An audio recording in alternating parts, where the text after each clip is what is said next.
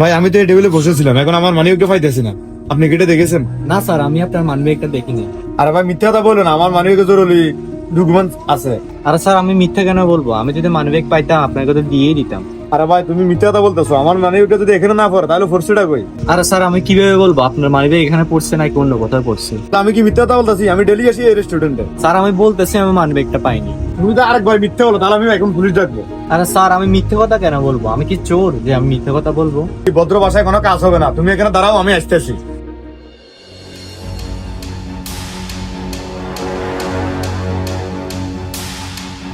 এই যে এই লোক আমার মানি ব্যাগ নিয়ে গেছে। কি রেস্টুরেন্টে চুরি ব্যবসা কবে থেকে শুরু করছো? স্যার, কি বলছেন এসব? আমি কেন চুরি করবো? আমি 100% শিওর আমার মানি ব্যাগ এই লোকটা নিয়ে গেছে। স্যার, আমি কসম করে বলতেছি আমি ওনার মানিব্যাগ দেখিও নাই, ধরিও নাই। উনি অযথা আমাকে দোষারোপ করতেছে। স্যার আপনার সিসিটিভি ফুটেজটা দেখেন, তাহলে সবকিছু বুঝতে পারবেন। স্যার, এখানে সিসিটিভি ক্যামেরাগুলো নষ্ট। দেখেন আপনার সামনে কেমনি মিথ্যা কথা বলতেছে। স্যার, উপরওয়ালার কসম আমি মানিব্যাগটা নিই না। আপনারা কেন বিশ্বাস করতেছেন না? দেখো, তোমাকে লাস্ট বার বলতেছি, তুমি যদি মানি ব্যাগটা নিয়ে থাকো দিয়ে দাও। আরে স্যার, আমি মিথ্যা কেন বলবো? আমি তো বলতেছি আমি নিই নাই। ভাই দেখেন, আমার মনে হয় না ছেলেটা মানি ব্যাগটা নিছে, কারণ ও উপরওয়ালার কসম কাটতেছে, তো ও আর কি করবে? আর স্যার ওরা থানা নিয়ে ডান্ডার বাড়িতে দেখবেন সবকিছু বের হয়ে গেছে। আচ্ছা, আপনি রেস্টুরেন্টে কিভাবে আসছেন? বাইক দিয়ে নাকি সিএনজি দিয়ে? স্যার আমি বাইক দিয়ে আসছিলাম। আপনি কি একবারও চেক দিছেন বা খুঁজে দেখেছেন? এক দিছি মনে হয়। ওরে আমি পরে দেখতেছি, আপনি এখানে থাকেন, আমি আসতেছি, তুমিও থাকো।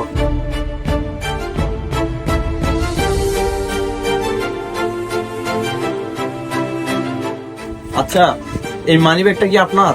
আরে হ্যাঁ, এটা তো আমারই মানি ব্যাগ। মানি ব্যাগটা বাইকের নিচে ছিল। ও শিট। আপনি যদি ভালো করে খুঁজতেন তাহলে সিলকি দিতে হতো না। এভাবে না জেনে না শুনে একটা কারণ আমি মিথ্যা অপবাদ দিলেন না। ওরা কোনো দোষ করছে? I am extremely sorry sir, আসলে তখন আমার মাথাটা ঠিক ছিল না।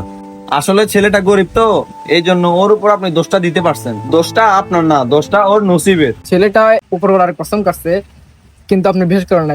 কারণ কি জানেন? ছেলেটা গরিব। বর্তমানে হাই সোসাইটির ছেলেরা যদি 1 লক্ষ টাকাও চুরি করে, তাদের দোষ ধরার মতো কেউ নাই। আর একটা গরিব ঘরের সন্তান যদি 10 টাকা চুরি করে, তাকে মারার লোকের অভাব নাই। ভাইয়া, তুমি কিছু মনে করো না, ভাইয়ের সন্দেহ আছিল বিদায় তোমাকে আমরা তখন হেনস্থ করছি, ঠিক আছে? I am extremely sorry for everything, তুমি আমাকে ক্ষমা করে দাও। কোনো ব্যাপার না ভাই, আপনি আপনার ভুল বুঝতে পেরেছেন, এটাই অনেক। আচ্ছা, তাহলে আমরা আসি তাইলে।